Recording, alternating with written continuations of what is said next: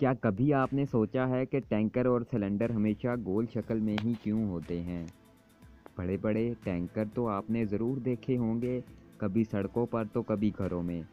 लेकिन क्या कभी आपने इनकी बनावट पर गौर किया है कि ये गोल शक्ल में ही क्यों होते हैं, चौकोर क्यों नहीं होते? वजह: टैंकर और सिलेंडर के गोल होने की वजह यह है कि टैंकर में लिक्विड होता है और सिलेंडर में गैस।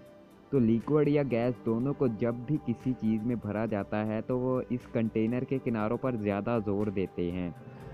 इसी वजह से कोनों के क्रैक होने या टूटने और फटने का खदशा होता है, और यूं गैस और लिक्विड दोनों के लीक होने के खतरात बढ़ जाते हैं। फ़ायदा: इसका फ़ायदा यही है कि इसको गोल शक्ल में रखा जाता है, क्योंकि पहला फ़ायदा इसका ये है कि गोल होने की वजह से लिक्विड हो या गैस दोनों ज़्यादा मिकदार में सिलेंडर में भरी जाती हैं।